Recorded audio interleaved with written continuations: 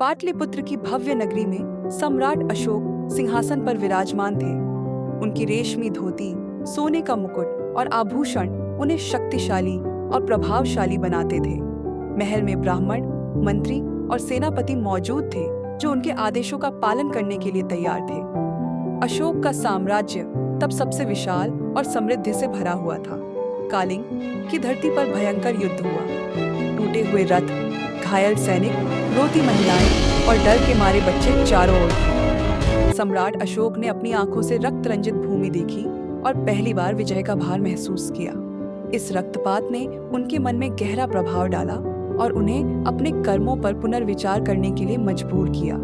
अशोक युद्ध भूमि में खड़े थे, उनके हाथ में तलवार थी, लेकिन उनका मन भारी था। वे सोच रहे थे कि क्या यह वास्तव में विजय है या सिर्फ विनाश। उनके हृदय में पहले कभी अनुभव न किया गया दुख और पश्चाताप उमड़ रहा था। यही क्षण उनके जीवन का टर्निंग पॉइंट बन गया, जब उन्होंने अहिंसा और धर्म की ओर रुख किया। एक शांत बौद्ध भिक्षु अशोक के पास आए। उनका केसरिया वस्त्र और शांत मुस्कान अशोक के हृदय को छू गए।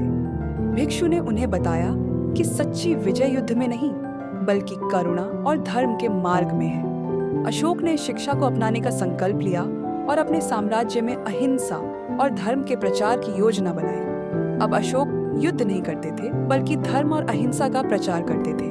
वे अपने संदेश को शिलालेखों और स्तंभों पर लिखवाते थे, जिसमें अहिंसा, करुणा, सहिष्णुता और सामाजिक कल्याण का संदेश था।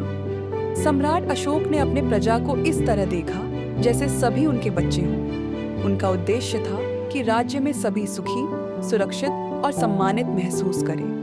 अशोक ने धम्म महामात्र नियुक्त किए।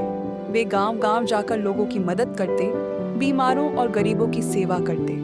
सभी समुदायों के लोग उनके कार्यों से प्रभावित थे और उनके शासन में विश्वास महसूस करने लगे। यह नए प्रकार की शाही नीति थी, जिसमें शक्ति से ज्यादा करुणा और न्याय का महत्व था। अशोक के समय भारत में शांति और सामाजिक समरसता फैली। बौद्ध धर्म और शिक्षा का प्रचार पूरे साम्राज्य में हुआ।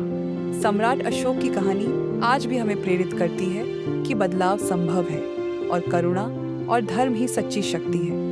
यही अशोक की महान विरासत है, जो हमें सिखाती है कि विजय केवल युद्ध से नहीं, बल्कि अहिंसा और धर्म के पालन से मिलती है।